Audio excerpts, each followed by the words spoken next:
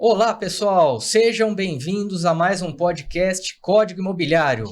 Eu sou o Rodrigo Ferreira e vou dividir esse espaço, esse bate-papo com o Fernando Nakashi. Olá, pessoal! Sejam muito bem-vindos. Bom estar aqui com vocês. E Tomás Figueiredo. Olá, pessoal! Como estão? Gente, hoje teremos um assunto muito interessante para tratar aqui. Um assunto que envolve regularização de obras.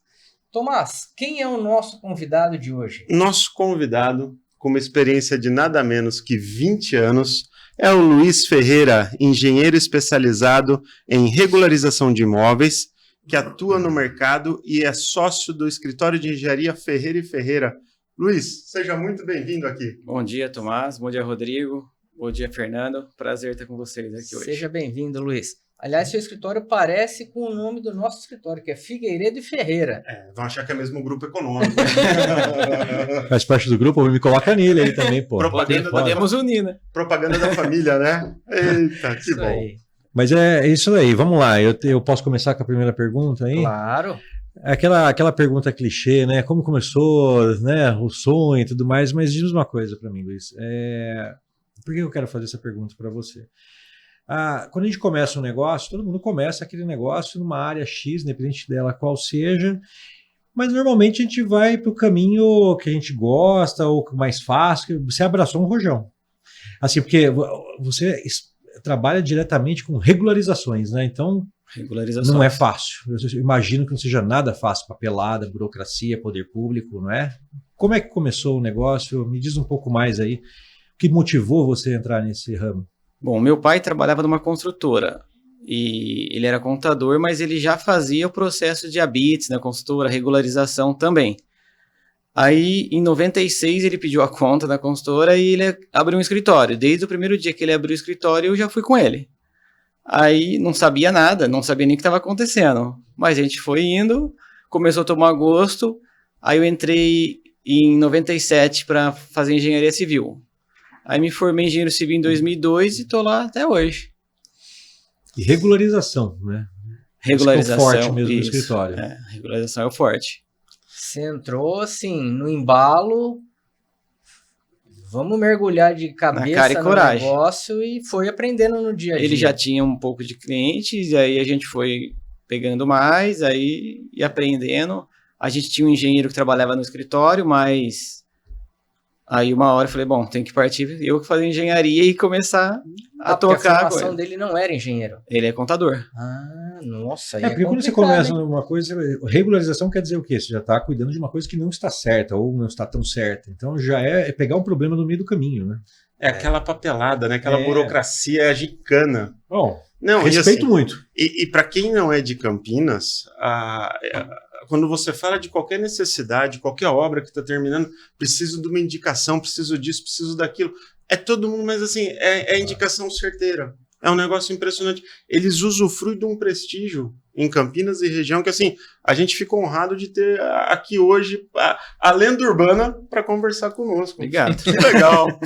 Bom, deixa eu te perguntar uma coisa. Então, qual que é a principal área de atuação do escritório Ferreira e Ferreira? Bom, a gente faz a documentação do começo ao fim, a regularização total do imóvel. Então, regularização, a gente faz projeto de bombeiro, AVCB, alvará de demolição, alvará de reforma, retificação de áreas, que em Campinas tem muitas áreas, praticamente no centro, 100% é irregular de metragem de matrícula não é igual a metragem do cadastro da prefeitura, anexação de lotes, aí depois tira habites do imóvel, a gente faz parte de Receita Federal, que é necessário para verbar, então a gente faz o processo, se você tiver uma casa que você construiu sem documento nenhum, a gente regulariza ela até deixar ela pronta no cartório para ela precisar ser financiada. Do começo ao fim.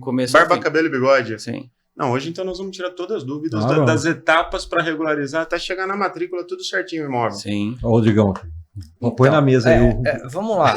O Rodrigo geralmente faz consulta, viu? Então ele vai falar, queria dar um exemplo, como o protocolo número tal, esse é meu exemplo. Deixa eu consultar como é que tá. Sorte que o Rodrigo já é cliente dele, né? Então já tá meio que pago aqui essa consulta. Eles falam que quando eu faço uma pergunta, eu tô fazendo uma consulta pessoal, mas não é isso. Eu quero que o ouvinte entenda como que é o passo a passo. Sim. Mas, Luiz, o que a gente tem presenciado na atualidade, né? Aqueles bairros tradicionais de Campinas, Guanabara, Nova Campinas, Cambuí e tal, que possuem construções muito antigas, né, imóveis muito antigos, estão partindo para repaginar, modernizar e transformá-los em comercial. Então, aquilo que era residencial está virando comercial, até porque o público está migrando para os condomínios fechados, né? Explica para a gente como que funciona um procedimento do início ao fim para transformar um imóvel residencial para um comercial. O primeiro documento que a gente tem que pedir é uma ficha de informação na prefeitura para saber se o imóvel tem planta aprovada, se ele tem habits, se ele tem, se ele está envolvido em área envoltória de Condepac, Condefat. E com essas informações que a gente pode partir do que tem que fazer. Por quê? Tem muita gente que acha que eu quero reformar a minha casa para transformar para comércio, mas aquele imóvel não está regularizado. De vez em quando não, vamos por, tem 50 metros regularizado, mas no local tem 200. Então não é uma reforma. A gente tem que entrar com uma ampliação para regularizar essas áreas e automaticamente pedir a reforma do imóvel. Ou, se for tem alguns casos que está totalmente regularizado. Aí sim é uma reforma simples. Aí a gente pede uma vara de reforma na prefeitura, a prefeitura vai analisar e emite uma vara de reforma que te dá direito a reformar. Entendi. O pepino cai sempre em vocês, né? Cai. Tudo aquilo que a turma acha que é fácil. Não, é só um puxadinho, precisa regularizar. Nunca é assim, né, Luiz? Chega, tá tudo certo. A hora que você vai pegar o documento, não tem nada certo. Não que tenha sido o meu caso. Mas quando eu levei o meu pepino para ele, a obra que... o imóvel que estava lá, né, a hora que você viu, você falou, não, Rodrigo, isso daqui não tá nada regularizado. O que você tem aqui aprovado é uma coisa, o que tem lá na parte, o que na acontece prática é outra. Em quase 100% dos e imóveis. E aí a gente teve que caminhar para... Como que foi o sistema? A gente regularizou... No seu caso, a gente regularizou e pediu uma ampliação, né, de uma área que você queria aumentar. Isso. O Rodrigo fez um mall, Fernando. Era uma casa. Fez um puxadinho. Não era um puxadinho, era um mall. Não, e depois assim... Rodrigo Tower. Aí você precisa pedir autorização para a Sanasa, que tem que ir lá confirmar se está tudo ok. Isso já é na hora do habits, né? CPFL. CPFL só para edifícios. Mas ela troca também você tem que, a se conta você quiser... de residencial para comercial. Isso ela troca com o maior prazer, né? Ela aumenta a conta. Por isso que quando você reformou lá a sua imobiliária, eu falei, veja se tá com autorização para reformar, porque você passa um fiscal lá, ainda mais no Cambuí, né? Os caras Só que você ficam fez com o um olho mais batidão, aberto. acho que nem deu tempo. A gente fez uma obra satânica lá em 20 dias. Os milagres do gesso, né? Nossa só senhora. aparece cômodo, some privação de sono, dieta do estresse, vambora. Ô, Luiz, deixa eu te perguntar uma coisa, passo a passo. Então, assim, recebeu lá o projeto, o início da obra, tudo tem lá o terreno. Tudo começa com o alvará de construção? Alvará de execução. O alvará de execução. É a primeira etapa? Primeira etapa. Se você for construir uma casa, por exemplo? Isso. Primeiro você pede a ficha, que é o cadastro que a prefeitura tem daquele lote, que vai te dar todos os parâmetros de construção, o zoneamento, o máximo que você vai poder construir no local. Aí o arquiteto faz o projeto, encaminha para a prefeitura analisa e aprova. Ela solta uma vara de aprovação e execução. Perfeito. Que te dá direito a construir. Dentro lá dos parâmetros que a prefeitura autoriza para aquela região. Isso. Então, olha, aqui você pode construir 2 vezes e assim por diante, né? A metragem do terreno. Terminou a obra, o que a pessoa precisa providenciar na hora que termina a obra? Vistoria de Sanasa, vistoria de bombeiro, se for comercial, relatório de foto, relatório de área permeável, monta o processo, encaminha para a prefeitura e solicita o habits. Que daí você vai mostrar na prefeitura que você executou que efetivamente aquele projeto. Que o imóvel está pronto e apto a ser habitado. Tá. Aí você consegue a obtenção do habits. Perfeito. Aí com o habits, a prefeitura vai te cobrar o ISS, que é a mão de obra de pedreiro, e com o habits pronto você pode dar baixa na Receita Federal, que é o antigo INSS.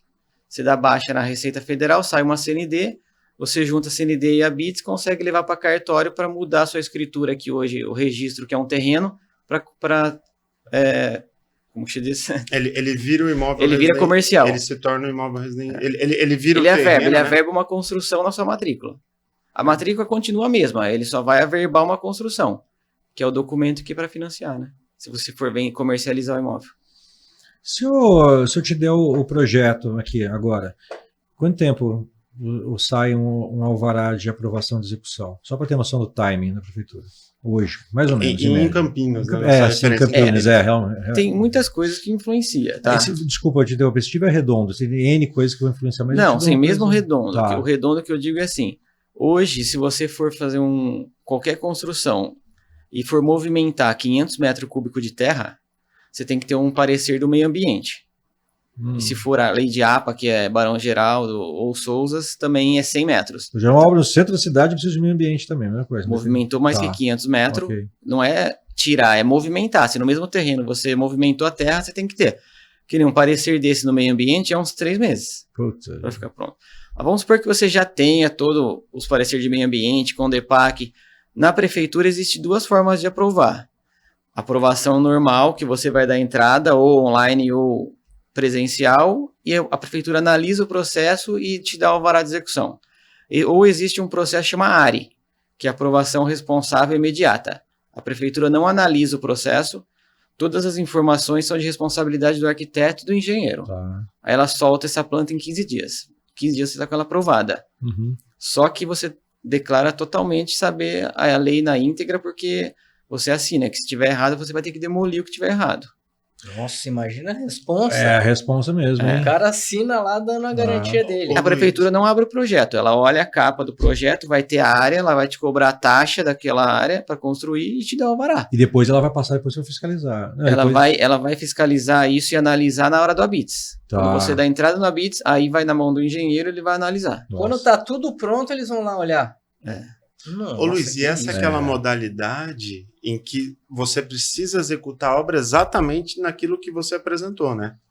Ou não necessariamente? Não necessariamente. Você pode, durante a obra, se tiver que fazer alguma... só que aí você tem que estar dentro da legislação, né?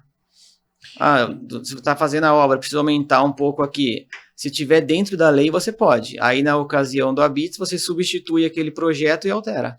E a prefeitura aprova o novo. E, ô Luiz, até para continuar dentro desse tema, recentemente a gente teve aqui a visita da Carol Baracá, né, que é a secretária de urbanismo. Não sei se você teve a chance de ver o podcast, foi bem legal, ela e o Nelsinho.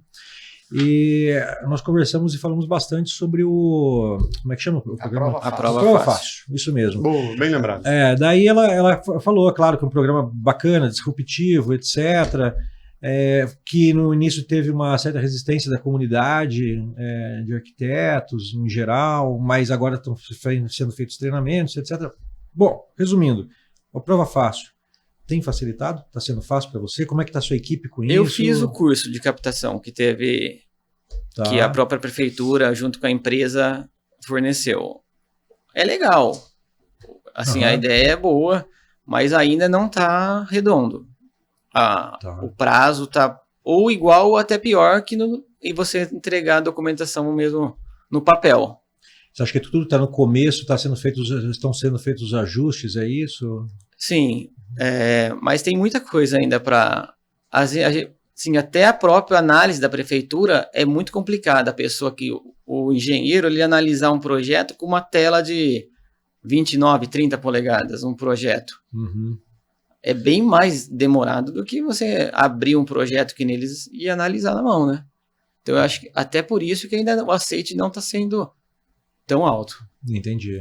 Mas pelo que eu entendi, é obrigatório agora, digital ou não? Você ainda tem opção? Ainda não é obrigatório. Então parece que vai ser. Estão falando um prazo, que o ano que vem, eles estão querendo ano que vem já zerar Acho que presencial. Esse sistema híbrido, né? De transição para ficar tudo digital depois. Né? Sim. Mas você tocou num ponto importante, né? Não adianta só você mudar a forma, mecanismos, mas sem dar subsídios, né? Mas eu imagino que eles estejam atentos a isso, né? Por exemplo, um engenheiro vai analisar esse projeto, o cara tem que ter um equipamento, um computador decente, uma tela decente para que ele possa acompanhar. Não dá para fazer no notebook. Não dá para colocar lá um Windows. Não, mas 98 não é nem o Windows. O que eu digo é assim, você pega uma aprovação de um prédio, você entra com 10 pranchas. Sim. Sim. de projeto. Um shopping, às vezes uma galeria. Você imagina abrir uma tela com um projeto, aí você tem que voltar no outro. É muito demorado. Eu acho que até compensa entrar online, mas a própria prefeitura ela teria que ter um jeito de plotar um projeto desse para a pessoa analisar ele pelo menos lá dentro, fora do computador. É legal essa dica aí, porque como eles falaram mesmo que eles são bastante dispostos a ouvir, né? A Agora, comunidade sim, em geral, as parte de críticas para ir alvará ajustando. de Isso é bom. reforma, alvará de demolição, o habits, aí sim, eu acho que online é bem mais fácil. E você acabou de falar um prazo super ok. Pô, você quer, né, naquele modalidade de assumir o risco 15 dias, é super justo. Se não quiser, né, você da forma Só que mais isso não é para todas as construções. Porque em prédio acima de tal metragem não pode. Ele serve mais para residência. Coisa básica, né? Comércio até 1.500 metros, assim, aí compensa. Não, e assim, se você tiver assessorado por um bom profissional, Sim. ele não vai ter o que temer de assinar que está dentro da lei, do que é permitido e que vamos seguir com o projeto. Vamos fazer a pergunta para ele. O pessoal bate no peito e vai para cima dessa aqui ou não? Como que é? Do quê? A maioria que assume a responsabilidade. A maioria, exatamente, submete esse pedido, assume a responsabilidade, como o Rodrigo falou, ou não prefere ir no jeito mais tranquilinho? Lá no escritório eu faço muito serviço de aprovação para terceiros. Então o arquiteto tem um escritório, ele não pode nem ouvir o nome da prefeitura. Então o que acontece? Ele faz o projeto e contrata para mim fazer o projeto simplificado, que é o padrão prefeitura, e aprovar. Então assim, quando vem para mim, a maioria fala, eu quero o ARI. Porque ele sabe que eu vou dar uma analisada ali e vou tentar fazer. E assim, é processo por processo. Tem processo que eu analiso e falo, eu acho melhor a gente não entrar. Porque a legislação, como mudou em 2018, que é a Lei 208, mudou tudo. Começou do zero. Então você tem algumas dúvidas ainda. Então, se tiver 1% de dúvida, eu não entro. E até pouco tempo atrás, esses dias na Câmara, teve uma sessão pública, né, uma audiência pública para alteração da lei.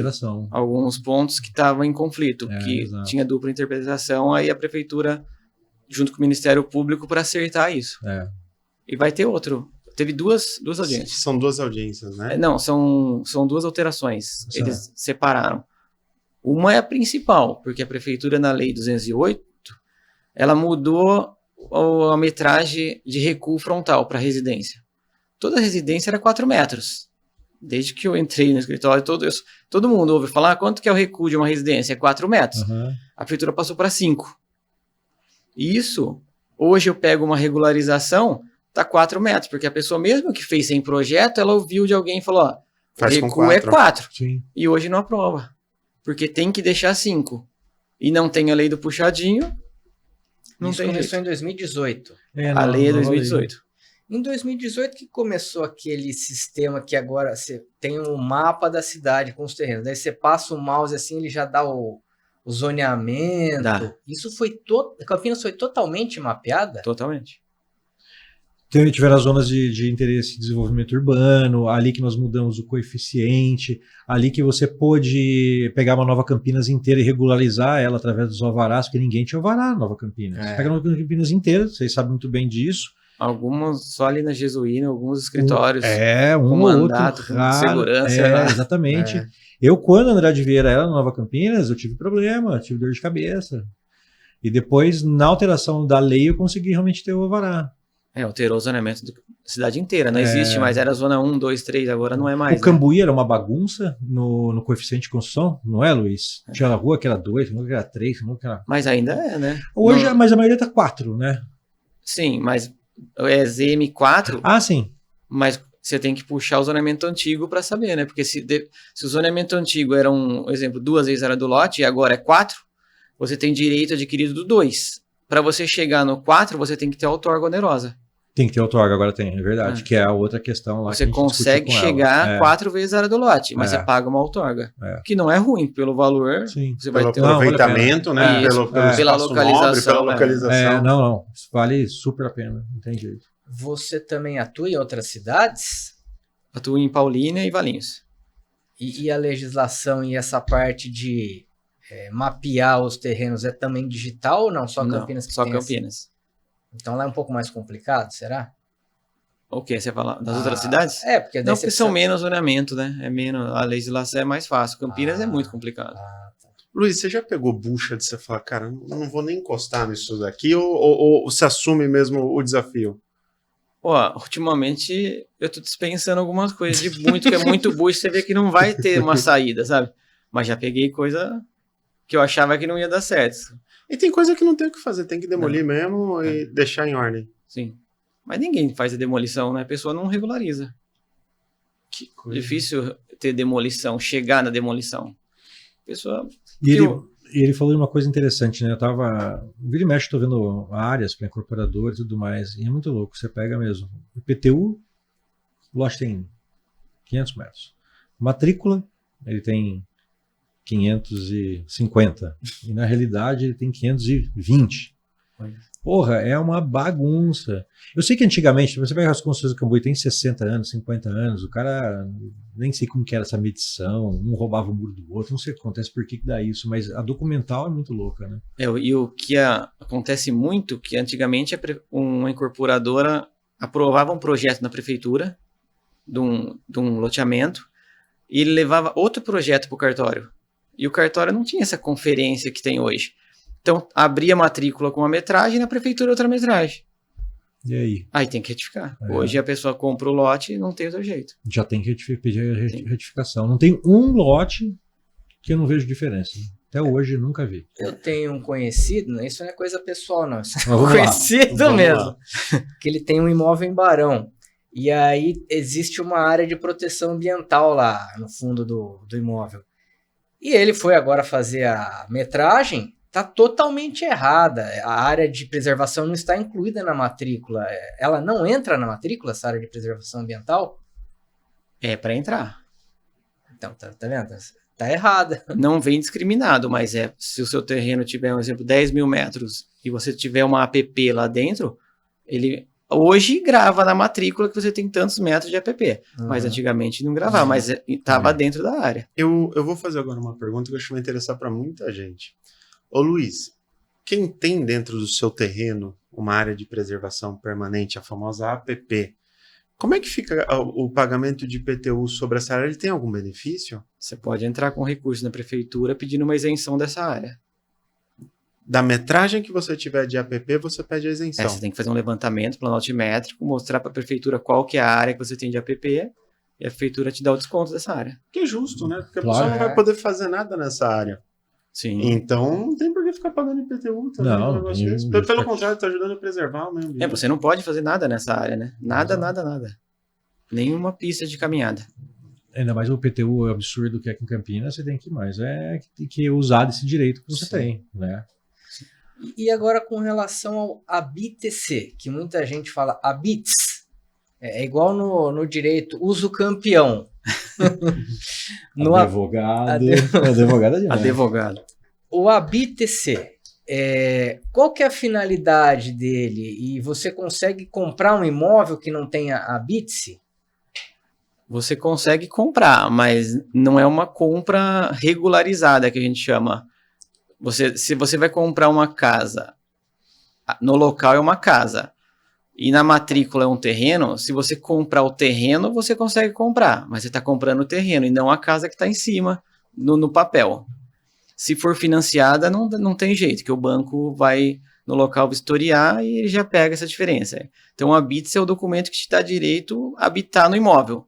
Então, tendo o ABITS, que em Campinas chama Certificado de Conclusão de Obra, que não chama mais ABITS, que todo mundo fala, não, mas eu não tenho ABITS, eu mando o certificado, ele fala, mas esse é ABITS. Não, mas eu quero escrito ABITS. Não tem mais. Não existe isso. Não existe.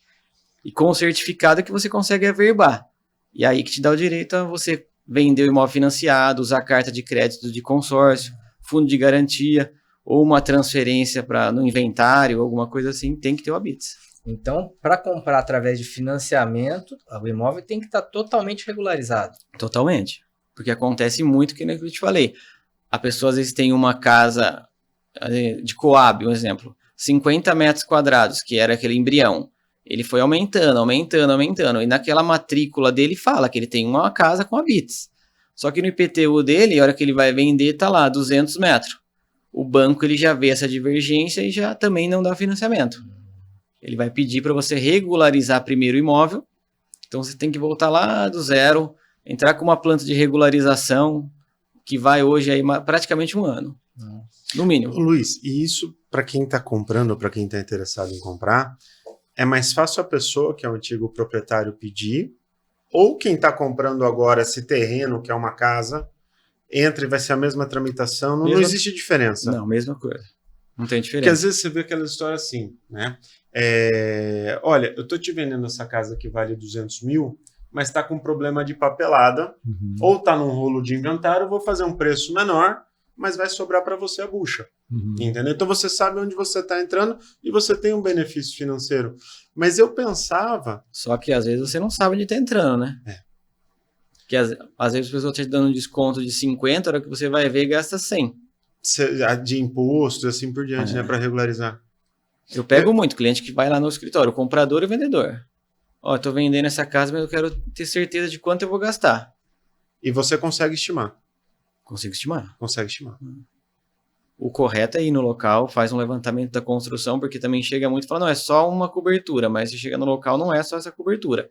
Então o certo é ir no local, faz todo o levantamento para chegar no valor final. Mas já calculado multa de construção, taxa de aprovação, ISSQN, Receita Federal, averbação de cartório, serviço, processo completo. E tem a ver também o tipo de acabamento que você coloca no imóvel, não tem? Ou não? Não. Nada, zero? Zero. O tipo de acabamento não é uma escala para imposto depois? Ou o nível da construção? Eu já ouvi falar isso. Começa no IPTU. IPTU, que ele tem uma planilha que você vai preenchendo. Então, para te dar uma pontuação. Você tem lá, dentro de condomínio, tantos pontos. O imóvel tem laje, tantos pontos. Tem reboco na frente, sim. Tem piscina e quantidade de banheiros. Aí ele chega numa pontuação. Com essa pontuação, ele te dá lá o padrão do imóvel. RH5, RH6, residência vai até RH7. Com esse valor, ele vai lançar o IPTU para você todo ano. E com essa alíquota também que gera o ISS. Então, pelo padrão da casa, ele sabe que nem ISS é de 0 a 100, de 0 a 0,99, de 100 a 250 e acima de 250, para cobrar o ISS da prefeitura.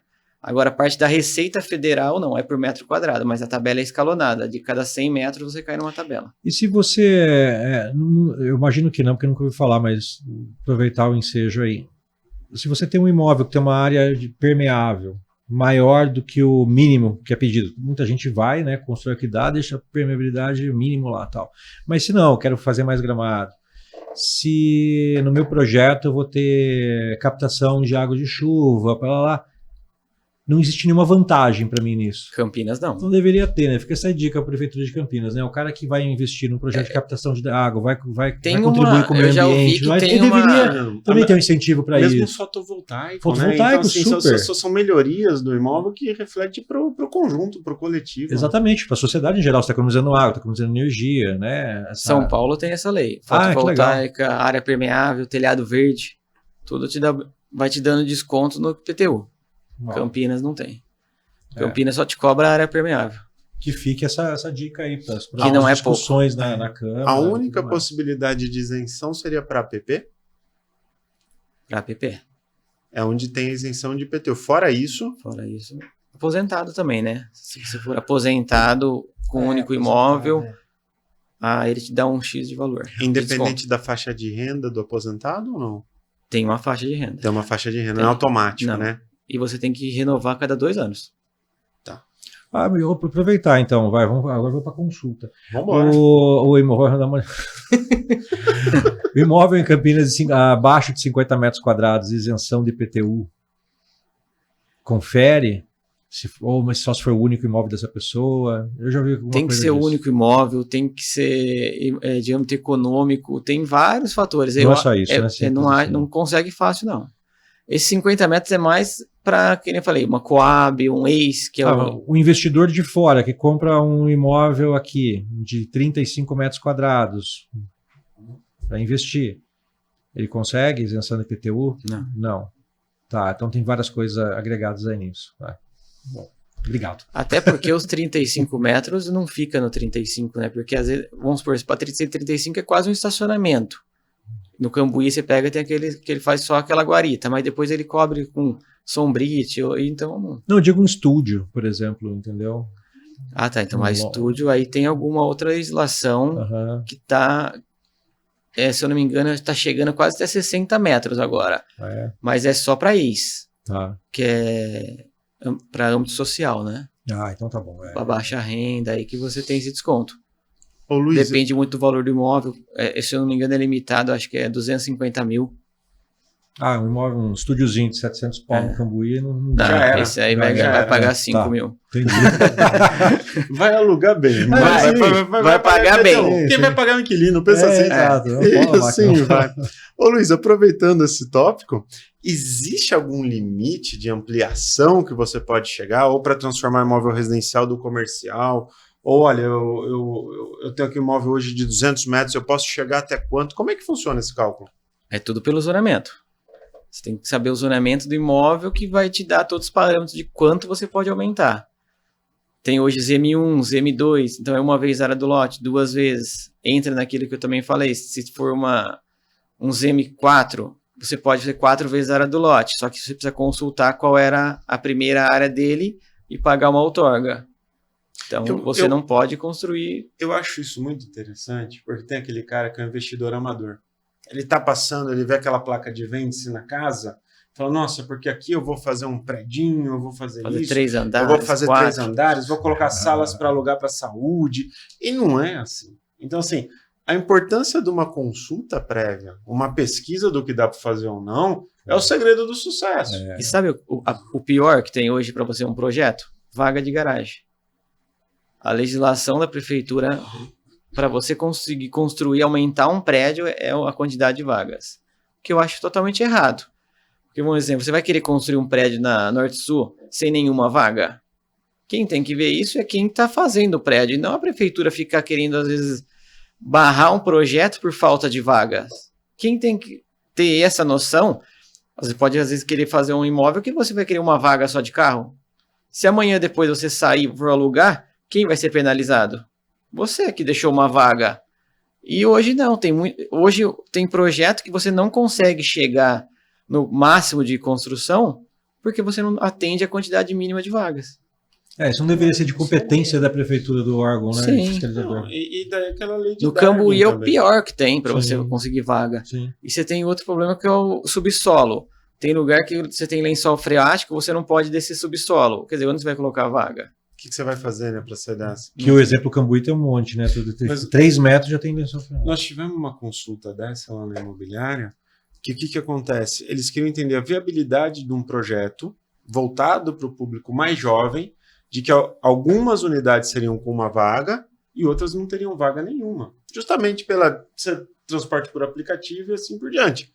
Eu acho que se a pessoa fez a escolha de comprar um apartamento sem vaga de garagem e ela vai usufruir dessa maneira, ou às vezes está próxima do trabalho assim por diante, na hora de vender que ela vai saber se foi feita uma boa escolha ou não, entendeu? Agora, realmente, assim, a prefeitura interferir nisso acaba ficando não tem sentido, né? Não tem, porque é estritamente privada a situação, né? Exato, a prefeitura tem que se preocupar com outras questões, não essa, que é uma questão, para mim, completamente comercial, né? Entre quem está construindo, acho que vai vender, quem comprou, acho que vai conseguir revender depois. O problema é dele. Fernando, você imagina o seguinte, você constrói um prédio logo de uma faculdade, ele vai ser locado 99% para os estudantes, entendeu? Esse cara vai atravessar a rua e vai para a aula feliz da vida. E mesmo porque isso aqui exige vaga, então, ou quer exigir se tem ou não tem vaga, então que também dê condições para tal. Um exemplo é Barão, né? Aquele hotel residência que tem lá, do lado da Unicamp, da PUC. A legislação tem que ter uma vaga para cada suíte.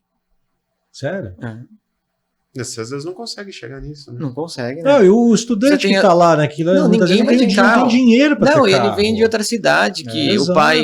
Olha que coisa ele vai a pé para a escola, de bicicleta, de alguma coisa, e não, tem que ter uma vaga. Olha, eu vou exigir que você construa um negócio que tem que ter a vaga, mas a gente sabe que a população que vai frequentar aqui, às vezes, não tem dinheiro, não tem interesse de ter essa vaga, então você vai deixar essa obra mais cara, mais onerosa para você, para quem está comprando. Aí aí você vai querer vender um terreno, não fecha número, porque pode construir 10 unidades, não interessa. Se não tivesse vaga, podia fazer 20, 30. Exato. Eu, particularmente, acho que num prédio completamente sem vaga aqui em Campinas, pela vinga. Não pela vinga. precariedade do nosso transporte Não. público, não vinga. Não. Ponto. Acabou. É igual aquela besteira que a turma faz. Às vezes constrói Mas- aqueles condomínios menores e não faz a garagem coberta. A E vida, né? depois vira um inferno Então. no condomínio para tentar aprovar a cobertura da garagem. E não consegue. E isso é entrega assim, olha, agora vocês se reúnam na primeira assembleia e vamos discutir. Cara, você não consegue. Então, mas o problema é O porque... próprio incorporador já dá a ideia, ó, depois você constrói aqui, tá? E dá o projetinho com uma futura cobertura. Faz o pergolado É. sem cobertura. Mas é que tá. Mas por que também, né? Porque a prefeitura vai computar aquilo como área construída. E não dá. Então, e se você pega um condomínio aqui, que chama lei de vila, né? Sim. Que você faz uma casa germinada, você tem que atender uma rua mínima do lote, o mínimo de calçada. Se você coloca a cobertura do carro, não aprova. Aí fica inviável a construção. Então, como que você vai colocar a cobertura como essa área construída? Daí o cara, mesmo que ele consiga encaixar tudo, ele fala, não, eu quero fazer um projeto bacana, eu vou cobrir tudo. Só que ele começa a cobrir tudo, ele perde uma ou duas casas para vender. Sim. E aí o que ele faz? Ele vai colocar no preço, vai ter que vender as outras casas mais caras. Aí Ou não seja, vende. não ficou bom para ninguém. É complicado. Casos esse pontuais, raciocínio, como né? a lei de vila, por exemplo, e alguns outros de condomínio, deveria ser excluída a área de garagem desde que ela fosse com pergolados, ou seja, deveria ter mecanismos que... O pergolado ele não entra como área, né? Desde que seja descoberto. Então, claro, mas daí o problema é o que o Aí Tomás depois falou, é a vendeu, briga. cobre. Exatamente. Não, é a mesma coisa, aquele lance assim de fechamento de sacada. Putz, tem construtora que ela já faz o seguinte, olha, já vou te entregar no kit, já vou entregar nivelado, já vou entregar o piso, o porcelanato, até a varanda, mas aqui até o momento de aprovação vai estar fechado. Putz, são coisas A porta da sala para varanda eu vou colar, não vou nem parafusar porque você vai poder tirar. vai tirar. Porra, que brincadeira, né? Poderia ser mais fácil, né? Poderia ser mais Poderia fácil. ser mais fácil. Mas aproveitando que nós estamos falando de apartamento agora, e se eu vou fazer uma reforma em um apartamento, eu preciso ter esse alvará de reforma ou é o condomínio daí que vai ditar as regras? Por lei precisa. A prefeitura soltou um decreto, se for pintura, troca de... Só reparo hidráulico, mas se não tiver quebra de parede, nada, troca de piso, você consegue entrar com alvará de reforma sem acréscimo de área. Aí ele é rápido. Se eu for trocar um piso, eu preciso de alvará? Precisa de alvará de reforma. Mas o Luiz não tinha Você me corrija se eu estiver errado. Eu acho que para porcelanato e pedra precisa, e para aquele piso vinílico não precisa. Não. Agora precisa tudo. Precisa. É igual antigamente, o pessoal instalava ar-condicionado na fé. Hoje você precisa de RT, precisa de tudo, né, em prédio, para instalar um ar-condicionado. Eu não vejo muito pedir, não, tá? Para ar-condicionado. O que eu tenho visto, na verdade, é o síndico exigir. Tem síndico O que... síndico exige. Ele exige mesmo. Pela Então, lei precisaria? Precisaria. Pela lei seria obrigatório. Pelo menos, se não tiver alvará, a empresa dá uma RT, né? De quem está instalando. Que é a responsabilidade que está fazendo. É que nem tem síndico que ele pergunta, o que você vai fazer? Eu vou só pintar ou eu vou trocar piso. Então ele fala, então você faz um memorial descritivo do que vai ser feito, contrata um engenheiro, ele emite uma RT e vai autorizar a reforma. Quebrou parede, ele já fala, não, tem que ter alvará da prefeitura. Então, sabe, aí também vamos... Tem muito síndico que extrapola. Tem extrapola, mas também vamos pôr a mão na consciência, né? É chato, é burocrático, é trabalhoso. Ninguém quer isso. Eu quero um apartamento, quero pegar meu pedreiro lá, vai, coloca o piso lá, resolve, pronto. Só que o problema é uma meia dúzia da população que pega um prédio de alvenaria estrutural, o cara quer abrir uma parede e fala, não, nem sabe o que é, né? Só vou abrir aqui um passaprato e vai. E isso está colocando o risco do prédio inteiro. Então aí o órgão fiscalizador é chato, mas tem que agir em prol da coletividade, né? Porque tem uns caras loucos que fazem um negócio surreal. O síndico, ele tá tirando dele da reta só, pedindo alvará. Porque se ele não tiver uma fiscalização, porque a prefeitura não vai fiscalizar. Não a prefeitura só vai emitir o alvará.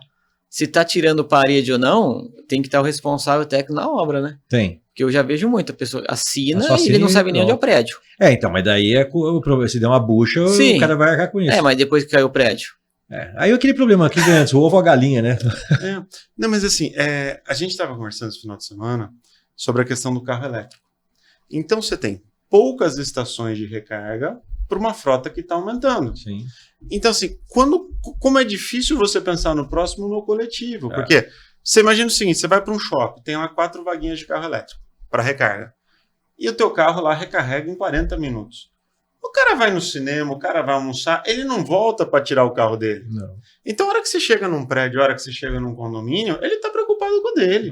Entendeu? E assim, infelizmente, não deveria ser assim. Não. Mas é aquilo lá. Às vezes a fiscalização que nós temos num primeiro momento como chata serve para preservar, na verdade, o conjunto. Né? Exato. Quando você não tem educação, você tem que ter fiscalização mais ferrenha. Ponto. Acho que esse, né, é um grande problema aqui, né? Sim. Eu tenho um amigo psicólogo que ele fala o seguinte: o básico não precisava ser, aquilo que é básico não precisa, o óbvio não precisaria ser dito. Mas infelizmente você vai ter a pessoa que joga bituca de cigarro, você tem o problema disso, daquilo. Que para fora da vaga. Exatamente, o cara compra uma caminhonete, cabine dupla, não sei da quanta, para uma vaga que não cabe, entendeu? Então é delicado isso. Viralizou na internet um cara que, não sei lá que carro que ele tinha, pouco interesse também, só porque ele tinha um carro X aí, bacana, ele parou em duas vagas no shopping em São Paulo. Vocês viram isso daí? Eu vi o vídeo. Exatamente. Babaca, né? Babaca o cara. Não queria que batesse porta. Então vai de Uber, né? Vai de Uber, não deixa o carro não em casa. Sofre, né? Que o outro tem a ver com isso? Chega e para no meio, em duas vagas. Para no vale, de boa. Né? Ô Luiz, e aquele cidadão que ele tem a casa que só tinha o rebaixo da sarjeta para a vaga da garagem, mas aí ele decide derrubar o muro da frente, ampliar o estacionamento da casa e rebaixa toda a sarjeta na extensão. A guia. Isso dá algum problema? Isso aumenta IPTU? Quais são as consequências? Não, IPTU não altera. Aí a consequência você tem que saber se pode. Não são todos os imóveis que você pode rebaixar 100% da fachada. Tem imóveis que é 50%, o máximo 50%. Tem uns que você tem que deixar trechos. Então você deixa 6 metros abaixado, tem que levantar 3, rebaixar mais 6.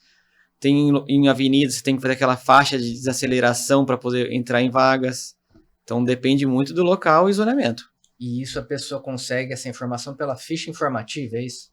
Não precisa da ficha, por aquele sistema que a prefeitura tem o zonamento online, você chega no zonamento, também interfere o tamanho da fachada, e se é avenida, se não é avenida. Tem avenida que você não pode ter acesso direto de carro, você tem que entrar e manobrar dentro para sair, porque o alto fluxo de veículos você não consegue, agora que está dando ré, sair. Então você tem que entrar, manobrar dentro, então aí você tem que ter uma guia um pouco mais rebaixada. Porque, por exemplo, a Norte Sul eram casas, né? E foi transformando em comércio. Agora todo mundo rebaixou guia. Ali praticamente é tudo guia baixa. Até 14 metros de fachada, na Norte Sul você pode rebaixar tudo. Só que não pode acesso direto no Norte Sul. E todos são, né? São. Ô Luiz, agora eu vou tirar uma dúvida, uma curiosidade. E o cara que é presenteado ou tem já um ponto de ônibus no local que ele comprou um terreno, ou aparece um ponto de ônibus no local lá do terreno do imóvel dele. Esse tipo de presente de grego tem como pedir alguma alteração também? Você consegue pedir na Você INDEC. consegue solicitar. Se vai conseguir, o pedido você pode fazer. Em alguns casos é atendido, em alguns casos não é atendido. Dá para brigar, pelo menos. Dá para brigar, em alguns casos eles diminuem o tamanho do ponto. Também interfere o quê? Se você tem todas essas vagas na frente do imóvel, que se você não tiver também, a INDEC entende que você não vai entrar carro, então por que tirar o ponto? Eu tive um cliente na Moraes Salles que não conseguiu tirar. Só que diminuíram o tamanho do ponto, que era aquele ponto de vidro, acho que tinha 8, 9 lugares. Conseguiu diminuir, mas não tirou. Porque não tem outro lugar para colocar. Todo imóvel do lado, não tem como. Você vai tirar do dele e vai colocar do lado, o cara não vai querer, né? Você só vai passar o problema adiante. Não, o cara nem deixa, então... O ruim se você tiver um terreno, pode ver, você tem aqui seu imóvel. Se tiver um terreno vazio do lado, a INDEC vai tirar. Porque ela vai tirar e colocar naquele terreno. Se tiver gente, ele não vai passar o pino adiante. Aí não vai tirar. Não consegue sair. A pessoa chega para estacionar o carro, do dia para noite tem um ponto de ônibus na garagem. Ô Luiz, e a gente tá falando muito assim da aprovação, nós estamos comentando os trâmites para deixar tudo regularizado. Quais são as sanções? Vamos lá, vamos dar um exemplo hipotético. A pessoa começa a construir sem nenhum alvará, sem nada. Como é que a prefeitura atua em termos de fiscalização e depois de sanção? A fiscalização, se tiver uma denúncia, é imediata, né? Ela vai no local. No primeiro momento, dependendo do tipo de obra, ela vai te intimar a apresentar o projeto. Então, ela te dá 5 dias, porque pode ser que na obra o pedreiro que está lá, ele não sabe se está aprovado ou não. Então, a prefeitura, ó, você tem 5 dias para apresentar o projeto. 5 dias você não apresentou, ela vai voltar no local e vai embargar a obra. Até porque, geralmente, a obra ela fica lá, né, com uma plaquinha na frente, projeto. É obrigado a deixar uma placa. Com o número do projeto, Sim. assim por diante. Mas se não tiver, que nem eu falei, ele intima para você apresentar na prefeitura. Não apresentou, ela vai embargar a obra. Embargou, aí o correto é ficar paralisada até você aprovar o projeto e ter o alvará. Aí tem o alvará, você pede o auto do embargo e continua a obra. Ah, mas ninguém pegou a obra, você fez a obra inteira e terminou. Aí você quer regularizar. Você tem a multa porque construiu sem alvará, que é por metro quadrado. Qual que é essa multa? Qual que é o percentual? Depende do tipo, mas na média é R$35, 40 o metro. Tá. E isso é para aprovação. A BITS também. Tem muita gente que usa o imóvel depois de a casa pronta e não tira a BITS. Se você entra com a BITS, a prefeitura não vai te multar. Ah, você usou, faz um ano que você está usando o imóvel. Mas por algum motivo, acontece muito quando você entra com uma regularização, porque a regularização eu provei para a prefeitura que está pronto. Ó, a casa está pronta, do Tomás está pronta, ele quer regularizar. Terminou a regularização e você fala para mim, eu não quero tirar a BITS agora. Ela vai no local e vai intimar você, ó, você está intimado a tirar a BITS. Se você também não tirar, ela multa porque você também está morando, usando o imóvel sem a BITS. Então tem multa. E deixa eu te fazer uma coisa, na sequência disso, tem muita gente que tira o ABITS e depois não regulariza na matrícula? Tem. E isso gera sanção também? Isso gera multa? Não. A prefeitura, você tirou a BITS, acabou o processo. Então você tem que... Termina na prefeitura? Não, a parte do ABITS. Sim. Aí tem a parte da Receita Federal. Antigamente não tinha a ligação da prefeitura, a prefeitura não avisava o INSS, que depois passou para a Receita, terminou essa obra. Hoje não, você entrou com uma planta da prefeitura, aprovou, a prefeitura avisa a Receita. O Tomás iniciou essa obra, até que hora de execução dele. A Receita arquiva isso lá. Dá 3 anos, 4 anos, tá quieto. A Receita, quase todo mês, ela manda convocação. Então ela manda uma carta para você dizendo, você aprovou essa planta, como tá esse imóvel? Você pode chegar e falar, eu não comecei, ok. Ou, eu fiz 50%, ela vai te cobrar os 50%. Ou eu terminei, então ela vai te cobrar tudo. E o ABITS é igual, você tirou o ABITS. Acabou a grana, final de obra, eu vou esperar um pouquinho para pagar a receita. Você pode, daqui 1 ano, 2 anos, você vai pagar a tabela do mês, não tem multa. Uhum. E mesma coisa, você tirou a ABITS, a prefeitura informa a receita. Terminou essa obra. Porque antes dava muito decadência, que a gente chama. Era isso que eu ia chegar. Tinha esse jeitinho brasileiro de que você tira não é nem ABITS, jeito brasileiro, é a legislação. Ela tem 5 anos para te cobrar o imposto. Se ela não cobrou... E a própria demora da cobrança, né? O próprio ela não sabia do órgão público. Ela não sabia que você terminou. Você tirava o ABITS e ficava 5 anos esperando a cobrança. Você não se apresentava para pagar, você ficava esperando a cobrança. Não cobrou em 5 anos, dava decadência do direito. Monta o processo e tira a CND. Mas hoje também você tem muita decadência. Pelo IPTU. Você tem um cliente que ele construiu uma casa e por algum motivo a prefeitura, por foto aérea ou sei lá por outro, fez uma fiscalização e lança no IPTU aquela área. Se você 5 anos pagando IPTU, te dá direito. Você não paga, dá decadência do imóvel. Para aquela área. Que coisa, hein? Mas agora as informações cruzam. A prefeitura de IPTU, não. avisa a Receita que tem um ABITS para ela poder... Tanto na aprovação como no ABITS. A prefeitura tomou um processo da Receita, é obrigado a mandar informação. E Luiz, a gente sabe assim que teve conhecimento que a lei do puxadinho ela foi revogada, né? Terminou, né? Terminou. Não foi nem revogada, acabou o prazo. Isso daí, para que servia a lei do puxadinho? E na prática, você acha que foi ruim ela ter terminado aqui para o município? A lei do puxadinho dá direito a você regularizar áreas que não são regulares. Construir no recuo frontal, ou o terreno pode construir 100 metros, você construiu 150, ou estou com abertura para o vizinho com menos de 1,5 metro, faltou área permeável, então essa lei ela transforma em multa. Uhum. É diferente você ter uma casa dentro da lei que te dá direito a regularizar. A lei do puxadinho, não, ela regularizava transformando em multa. Tá. Acabou agora dia 9 de setembro. Acho que Aquilo deu que estava construído irregular, Irregular. você pagava uma multa e transformava deixava em multa. ok. Ok. Ô, Luiz, Ela teve Não, validade peraí. por Não, vai, 4 vai. Só um É minutinho. dele. 4 anos, ela teve validade. E terminou. Terminou. Isso prejudica? Prejudica e muito, né? Porque hoje você tem um imóvel que não dá regularização, não dá financiamento, você não pode vender, para tudo o comércio. Fala aí, Imobiliário. O que está acontecendo? Conta do teu puxadinho. Conta. Abre o coração.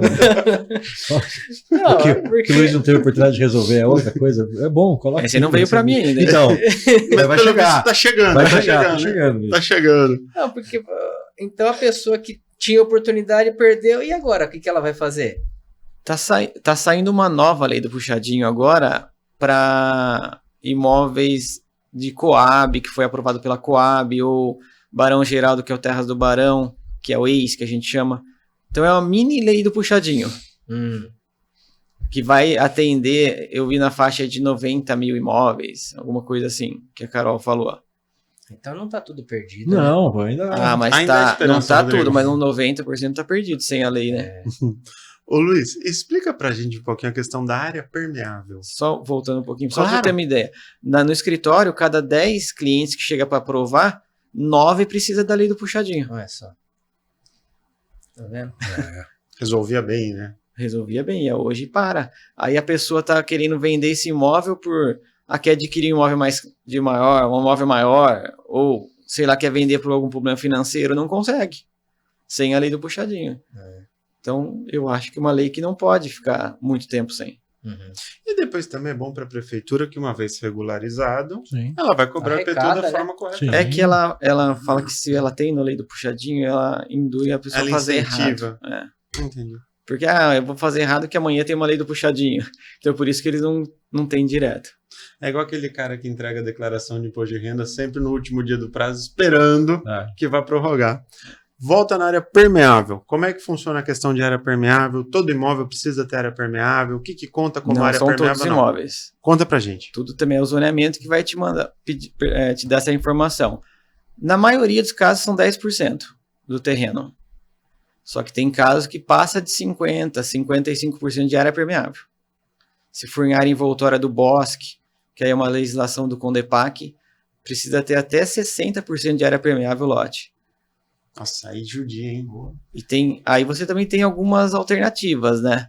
Pode fazer... Você tem que ter um mínimo de área permeável mesmo. Você pode substituir um pouco por piso drenante. Pode fazer um poço sumidouro, que é para se essa água é direto para o lençol freático. Mas no mínimo 10% você vai ter que ter. Do jeito que tá um metro quadrado aqui em Campinas, você imagina perder 50%? Imagina, Nossa, que isso. tem que dar um jeito. Tem que dar um jeito. Tem que Alguma dar um coisa tem que ser jeito. feita. Dá um jeito. E é difícil dar jeito, né? Nossa. Para você Gente. atender essa quantidade de Mas área. é por isso que você tá aqui, entendeu? Não, mas eu falo, o jeito que eu Tô quero brincando. dizer é conseguir fazer o projeto para atender isso. É. Telhado verde que pode fazer em Aí, Campinas uma já. nota. Como é que funciona o telhado verde, Luiz? Você tem que fazer uma laje em cima, fazer toda a captação da água, desce direto para o lençol freático. E conta como área permeável. Não 100%, aí tem um Você tem um cálculo. aproveitamento. Já você ajuda, vai. né? Deixar claro. Já ajuda. E não seria legal ter um telhado verde com isenção de IPTU, né? Que nem São Paulo tem. Então, sem dúvida. É que ideia boa, né? Mas você acha que vai...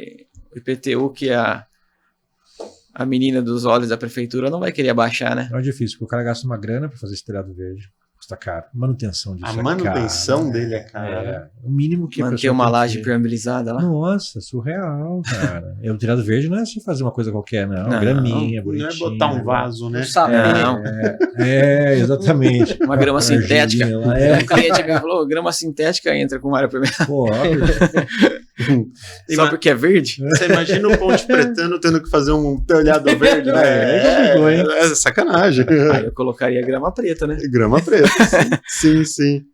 Pessoal, mas nosso tempo tá acabando. é isso aí. Temos mais alguma pergunta, Fernando? Não, pergunta não. Eu gostei de estar aqui nesse setup novo, porque o outro podcast que teve eu não participei, né? Eu estava ausente, eu gostei aqui. Aí o pessoal que está assistindo até comenta embaixo, vê o que vocês preferem, se é o setup antigo ou é o novo, né? Ficou muito bonito, né? Ficou legal. Muito bonito, tá Ficou bem legal. moderno. Tá não, bem gostei, legal. gostei bastante. Produção economizou MDF, que é meio fino. Coloca aqui, ó, dá uma entortada, tá vendo?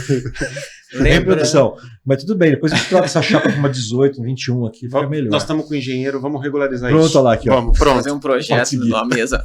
Projeto de uma mesa. Lembrando que nossos podcasts são gravados no estúdio Box 404, Exato, né? Fazer um merchan Os caras aqui, são né, top, Edgar? Os caras são top. Top, profissional. Isso aí. Deixaram o Rodrigo bonito. Pô, Isso é uma benção. Conseguiram. Exatamente. Tomás, mais alguma pergunta? Só agradecer. Eu acho que pergunta acabou, talvez fique alguma consulta para depois, mas daí você depois. cobra. Terminando. Ele aproveita isso daqui para tirar as dúvidas de graça, né? Sim, claro. Então, mas muito obrigado mesmo, Imagina, viu? eu que agradeço aí o Luiz, convite. como que os ouvintes te encontram se quiserem fazer contato? Como que o pessoal Posso deixar acha o vocês? telefone do escritório? Claro. É o 19-3232-9975 ou pelo site também, tem todas as informações lá, www.ferreiraferreiraservicos.com.br. Maravilha. E você está sediado em Campinas mesmo? Campinas, na Avenida Benjamin Constant, 1214, Conjunto 61, bem no centro de Campinas, perto da Igreja do Carmo, Legal. do lado da prefeitura. Opa! Legal. Muito obrigado pela sua participação Imagina, eu aqui, pelas informações que você dividiu conosco e com nossos ouvintes. Gente, esse foi o podcast de hoje. Um grande abraço a todos e até o próximo Código Imobiliário.